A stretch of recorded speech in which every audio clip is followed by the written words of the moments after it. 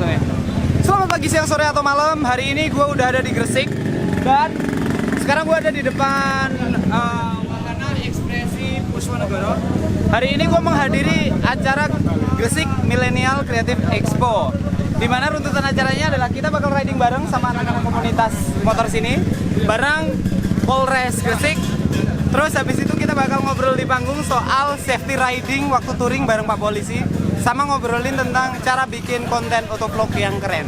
Jadi ikutin video kali ini sampai kelar, akan banyak info penting yang ada di video ini. Sip, sekarang kita mau riding. Gua dapat motor keren dari anak lokal. Ajib, halus banget. Sip.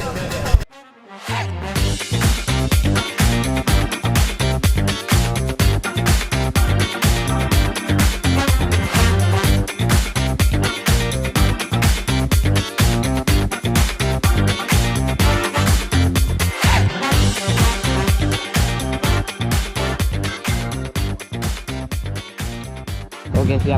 Alright, riding keliling kota Gresik akan segera dimulai. Akan dibuka langsung oleh Pak Kapolres. Bismillahirrahmanirrahim. Bismillahirrahmanirrahim. Bahwa kehormatan dan prioritas.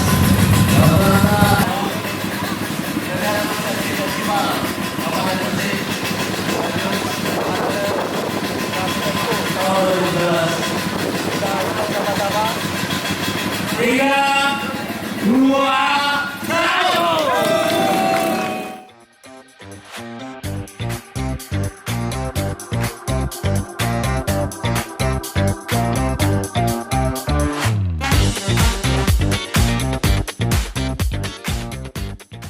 Riding bareng dimulai pukul 2:30 sore. Gua naik motor anak lokal situ. Bentuknya kayak CB, tapi ini motor adalah motor GL yang udah di bore up, makanya powernya kerasa banget. Nah, ini pertama kalinya gue keliling di kota Gresik. Gue kira nih kota tuh kota yang akan ramai, crowded. Ternyata enggak. Nih jalanannya masih sangat kondusif. Ya memang kita diiringi sama Patwal dan Pak Polisi, cuman kalian bisa lihat kita nggak ganggu lalu lintas sama sekali karena jalanan memang cenderung lancar dan sepi. Beruntung banget anak-anak Gresik punya jalanan di kota seperti ini, jadinya mau riding santai pun enak, nggak kena macet.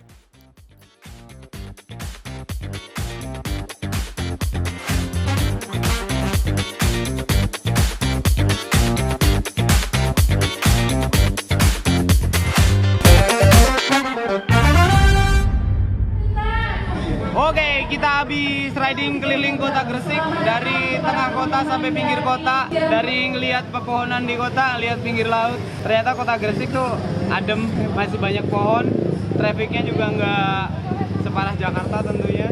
Jadi tempatnya masih asik buat dipakai riding kalau sore. Beruntunglah kalian anak-anak Gresik. Cap. Oke, jadi sekarang gue lagi sama Pak Bambang.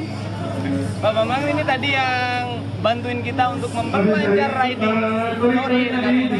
Pak, tadi rute kita itu kemana aja sih Pak? Saya kan bukan orang sini. Nah, yang bawa pilih rutenya mana ya? Rute yang tadi kita lewati muter kota aja. Dari start dari Web Jalan Jaksa Agung Soekarno, Ya. kita ambil kiri Jalan Proklamasi kita lewatkan di Kartini lanjut belokan ke kiri kita Panglima Sudirman kita lanjut ke Pabrik Metro Jalan Metro kita lanjutkan ke perumahan GKB. Oh, itu tadi yang jalannya paving blok itu perumahan. Perumahan. Oke. Nah, itu rute yang biasa dilewati anak-anak sini kalau riding juga, Pak? Sama. Itu Sama. juga bisa dipakai untuk rolling thunder. Jadi memang dari Polres Gresik sendiri biasanya juga ikut mendukung teman-teman yang suka rolling thunder dalam kota juga ya, Pak? Iya.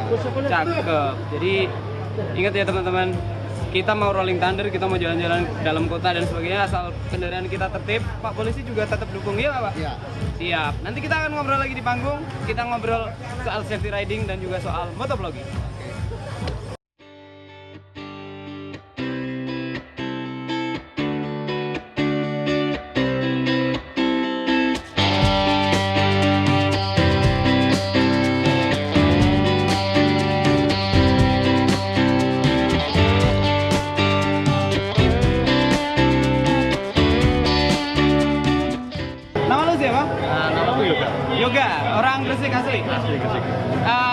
ikut Rolling Thunder kan? Menurutmu rute yang tadi itu rute yang udah sering kalian lewatin atau enggak? Sering. Dan favoritnya anak sini itu kalau nongkrong di mana sih? Paling dia tinggal GKB, Gresik Kota Baru. Oh, yang ada kayak lapangan kosong tadi? Iya. Oh. Itu paling favorit untuk anak. Kenapa? Apa ya, banyak tempatnya itu enak gitu loh. Iya. Adem. Jadi ini ada teman-teman dari motoran Saru. Seru. Motoran Saru ini. Kalian ngapain? Kita mau jemput Bang Khalid. Widih. Mau ngajakin Sanori malah ya, Mas. Besok pagi ya? Iya, besok lah. Ini ada Ini macam apa? Ada harganya. Kamu rugi lah. Kamu ikhlas lagi. Harga ini. Namanya Bang Khalid. Motoran adminnya Kisru. Amini Kistro. Satu-satu. Motoran seru bersih. Belakangnya. Ride with attitude. Ride with attitude. Bener, riding itu harus pakai attitude ya. Karena ada hati dalam attitude. Jadi kalau riding harus pakai hati ya. Nanti tak pakai. Kalau lagi bikin video. Makasih. Wah, ukurannya tahu lagi. Jadi teman-teman, ini adalah Bapak Wahyu. Beliau adalah Kapolres dari Gresik yang saya sangat salut mampu mengadakan acara yang walaupun kita anggap kepolisian adalah sebuah instansi yang resmi, tapi mampu membuat acara yang gaul untuk anak-anak muda juga, untuk rider-riders ini. Nah, Pak Wahyu, motivasi dari acara Creative Millennial Expo ini apa sih? Jadi memang dari satu jalan masih untuk kompak ya. Tepatnya dari hari ulang tahun Kabupaten Gresik. Oh, 532. luas sekali ternyata Gresik ya. Jadi kita berkolaborasi, alhamdulillah bisa menciptakan ya strategi 2019 dan ini baru pertama kali di Gresik. Oke, dan kita lihat demand-nya cukup tinggi sih Pak. Semoga tahun-tahun depan ada terus. Kalau untuk perlengkapan touring Mbak, yang disarankan oleh pihak kepolisian itu apa aja Pak? Timbangan itu biasanya kita ingatkan, belum ada tahap penilangan lah untuk anak touring yang membawa barang, tapi selalu kita ingatkan ketika itu kira-kira bisa mempengaruhi berkendara di jalan. Jadi masih boleh bawa box tapi ukurannya yang wajar ya teman-teman, dan nggak boleh bawa rice cooker ya. Bolehnya pakai box biasa aja yang memang untuk kendaraan. Oke, sekarang kita akan moving dulu ke Pak Badik, nanti kita kembali ke Pak Budi ya. Pak Badik, ini untuk teman-teman yang suka modifikasi, anak custom mana anak custom? Jadi beberapa teman-teman anak custom itu biasanya punya pertanyaan, sejauh apa sih Pak kita bisa mengubah sepeda motor kita agar tetap bisa dipakai di jalan umum gitu, bukan sekedar motor kontes ya. Oke, terima kasih. Selamat sore teman-teman. Saya hanya mencoba menyampaikan. Mudah-mudahan bener Pak ya. Untuk modifikasi yang pertama, yang jelas harus dilakukan oleh bengkel yang terdaftar dan juga terakreditasi. Oh, kayak ada siupnya juga. Betul, seperti itu. Untung bengkel saya ada. Makanya tadi kalau Bang Alit ini cerita di pembukaannya tadi seperti itu ya kan, di openingnya tadi seperti itu, ada kerjasama dengan satu bengkel, memang harus seperti itu Bang. Jadi teman-teman kalau misalkan mau melakukan modifikasi, jangan dikoprek sendiri, jangan dibongkar-bongkar sendiri, kan gitu Pak Budi ya. Itu satu pelanggaran juga. Jadi kalau modifikasi itu dilakukan oleh bengkel yang tertunjuk dan terakreditasi oleh yang mempunyai kewenangan yang mengeluarkan akreditasi bengkel, itu diperbolehkan. Kalau kita mau nurutin, nggak ada habisnya ini Bang. Betul Pak, sampai rodanya 4 juga bisa. Nah, seperti itu. Makanya sebenarnya kalau kendaraan bermotor, terutama ini untuk teman-teman ini kan roda 2 nih. Nah, untuk roda 2 itu bisa dan boleh ditambah. Kalau kita sebutannya di peraturannya menteri itu rumah-rumah Bang. Rumah-rumah atau karoseri. Jadi kalau misalkan atau kereta samping. Biasanya Vespa nih yang banyak ditambah kereta samping. Sespan kita nyebutnya. Sespan, sebutnya seperti itu, boleh ditambah. Ya. Boleh ditambah, boleh dimodifikasi, tapi tetap tetap dengan sesuai aturan keamanan, perlengkapan kendaraan harus tetap ada, ya kan?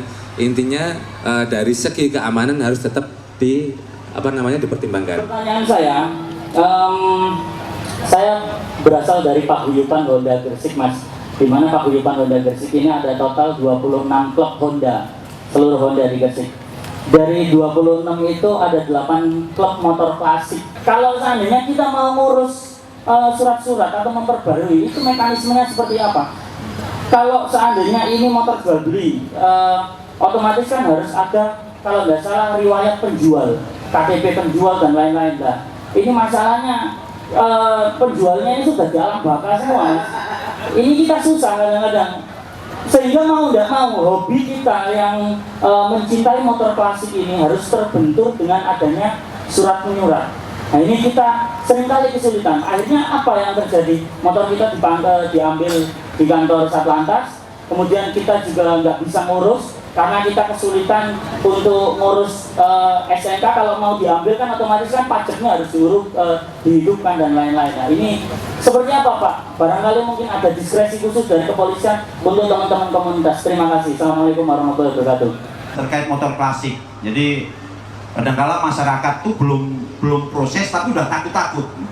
Jadi sekarang polisi ini udah banyak berbenah, melakukan inovasi, banyak berubah baik secara kultural, mau kegiatan-kegiatan kayak gini kan mendekatkan ke kalangan, terutama kalangan rider-rider gitu.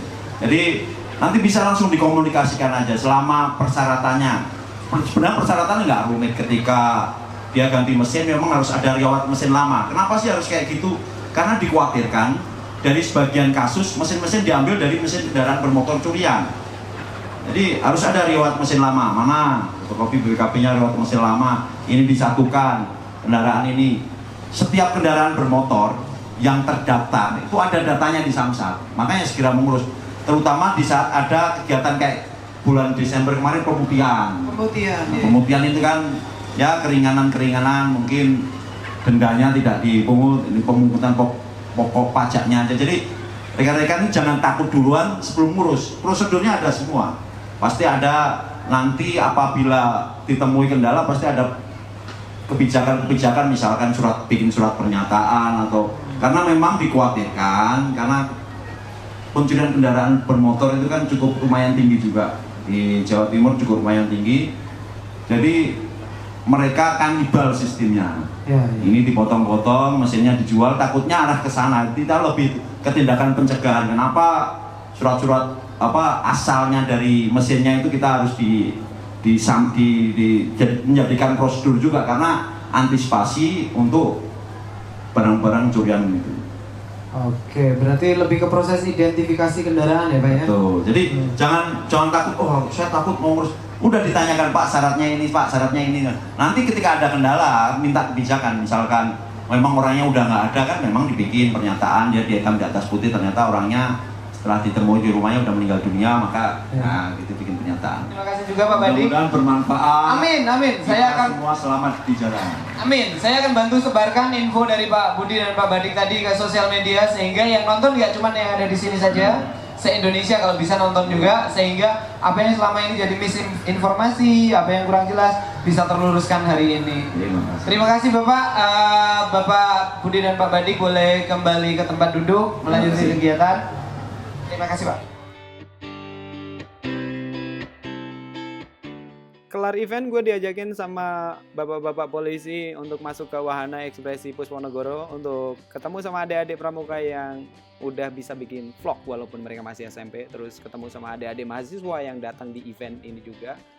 Dan juga gue ngelihat ada banyak booth yang berisi produk-produk lokal Gresik yang dijual di sana. Selain itu gue juga diajak untuk melihat inovasi terbaru dari Polres Gresik, yaitu CARE namanya, Creative Augmented Reality Education, yang gunanya adalah untuk memberikan tutorial lengkap bagi masyarakat yang ingin mengurus surat-surat dalam berkendara. Bisa surat kendaraan, bisa SIM, cukup modal smartphone. Keren gila.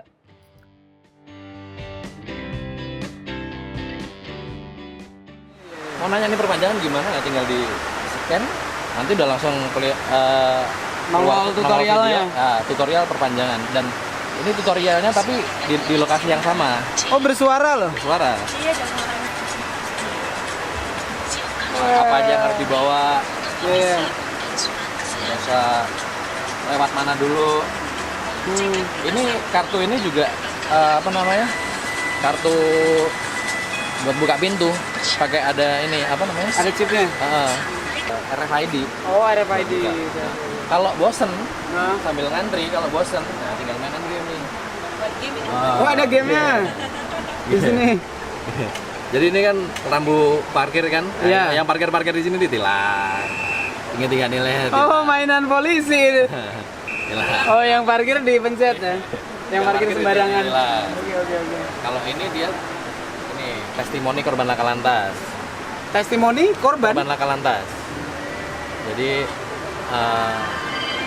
kita bikin konten Ah, testimoni korban laka lantas.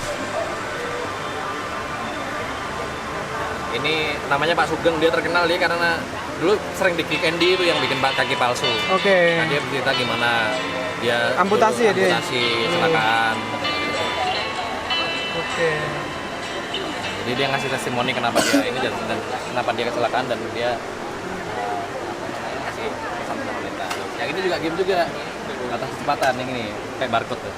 Nah, langsung mainan. Oh, langsung main di sini.